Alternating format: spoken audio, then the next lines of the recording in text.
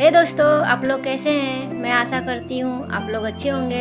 तो आज मैं आप लोगों के लिए भूतिया हॉरर स्टोरी में लेके आई हूँ एनाबेल डॉल, एक भूतिया गुड़िया की कहानी। दोस्तों, यह कहानी एक सच्ची घटना पर आधारित है, तो इसे सुनने के लिए वीडियो को प्लीज़ फुल वॉच करें और बीच में स्किप ना करें। तो इस रहस्य को जानने के लिए हमारे चैनल को सब्सक्राइब कर लें और वीडियो पसंद आए तो उसे लाइक भी कर दें। तो चलो हम इस रहस्य पे से पर्दा हटाते हैं। दोस्तों, आपको वह सच्ची कहानी नहीं पता जो हम आपको बताने जा रहे हैं। यह एक भूतिया गुड़िया की कहानी है। ये एक भूतिया गुड़िया की असली कहानी है। आपने आज से पहले जो भी भूतिया गुड़िया की कहानी सुनी होगी वे सभी असली नहीं होंगी, लेकिन जिस गुड़िया के बारे में हम बताने जा रहे हैं वो आज भी इस दुनिया में है। इस गुड़िया को कोई भी अपने घर में नहीं रखना चाहता। इसकी वजह जानकर लोगों की रूह कांप जाती है। संभव है कि आपने किसी हॉरर हॉलीवुड फिल्म में भी इसके बारे में देखा सुना होगा। कहा जाता है कि इसकी असली कहानी कुछ और है। दरअसल इस गुड़िया को भूतिया गुड़िया इसलिए कहा जाता है क्योंकि माना जाता है कि ये गुड़िया जीवित है। फिल्म एनाबेल क्रिएशन में इसके बारे में जो दिखाया गया है वो इस गुड़िया की सच्ची कहानी से अलग है। अमेरिकन लेखक जॉनी ग्रुएल ने सबसे पहले अपनी एक रचना में इसका जिक्र किया था, लेकिन सच ये है कि बेहद रहस्यमय ढंग से ये डॉल उनकी जिंदगी में आई थी। इसके बारे में जानकर आपको बेहद ताज्जुब होगा।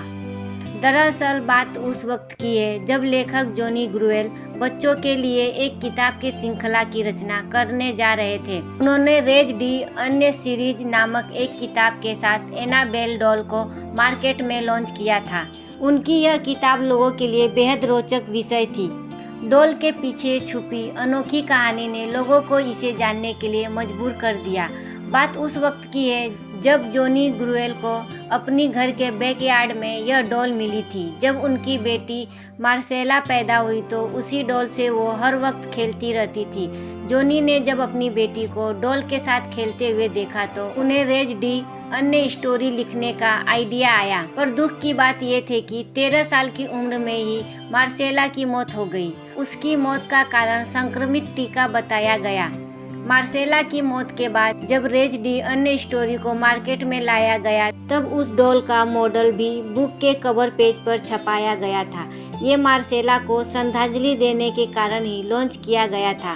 पर हैरानी की बात ये थी कि मार्सेला की मौत के बाद असली एनाबेल डॉल जिससे मार्सेला खेला करती थी वो अचानक घर से कहीं गायब हो गई। जिस रहस्यमयी ढंग से ये डॉल उस घर में आई थी ठीक वैसे ही वो वहाँ से लापता हो गई। किसी को भी नहीं पता था कि वो गुड़िया कहाँ गई।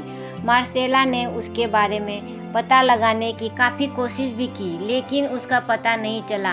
और फिर एक दिन वो असली डॉल एक एंटी शॉप में मिला।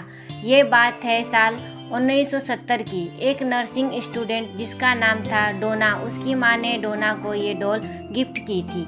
लेकिन डोना ने डॉल को पाने के बाद से ही उसमें कुछ अजीब चीज़ें नोटिस की। डोना ने देखा कि डॉल अपने आप ही पोजीशन चेंज कर रही थी। कभी कभी डोना डॉल को एक रूम में रख के कहीं बाहर जाती तो वापस लौटने पर वो डॉल उसे वहाँ नहीं मिलती थी। तलाशने पर उसे वो डॉल घर के किसी दूसरे कोने में मिलती थी। एक दिन डोना ने कमरे में लौटने के बाद देखा कि डॉल के हाथ और पीठ पर खून के धब्बे लगे हुए हैं। वो दहशत भरा ये नज़ारा देखकर बुरी तरह कांप गई। डोना को समझ नहीं आया कि उसके साथ कुछ बुरा हो रहा है। इसके बाद डोना ने फौरन पैरानॉर्मल एक्टिविटी एक्सपर्ट एंड लोरेन को बुलाया। एंड और लोरेन ने जब पाया कि यह डॉल भूतिया है तब डोना और ज़्यादा डर गई। उसने उस गुड़िया को वहाँ से ले जाने के लिए कहा। एंड और लोरेन उस वक्त उस गुड़िया को अपने साथ कार में ओकलट म्यूजियम में ले गए, लेकिन कार से जाते वक्त ही डॉल ने कुछ ऐसी हरकत करनी शुरू कर दी जिसका अंदाज़ा उन दोनों को नहीं था। दरअसल गुड़िया ने अपनी पूरी ताकत से उन्हें रोकने की कोशिश की। गुड़िया ने बार बार कार की स्टीयरिंग घुमाने की कोशिश की, मानो कि वो उन्हें कहीं और ले जाना चाहती है। बड़ी मुश्किल से एंड और लोरेन अपनी मंजिल तक पहुंचते हैं। एंड और लोरेन उस श्रापित भूतिया डॉल को अपने म्यूजियम में मंत्र से एक कांच के बक्से में बंद करके रख देते हैं। माना जाता है कि आज भी उसकी भूतिया ताकत एक्टिव है। इसी कारण से उसके पास किसी को जाने नहीं दिया जाता। तो दोस्तों, एनाबेल डॉल की कहानी आपको कैसी लगी हमें कमेंट करके ज़रूर बताएं और हमारे चैनल को सब्सक्राइब कर ले। वीडियो पसंद आए तो उसे लाइक भी कर दे और दोस्तों को शेयर भी कर दे। तो धन्यवाद।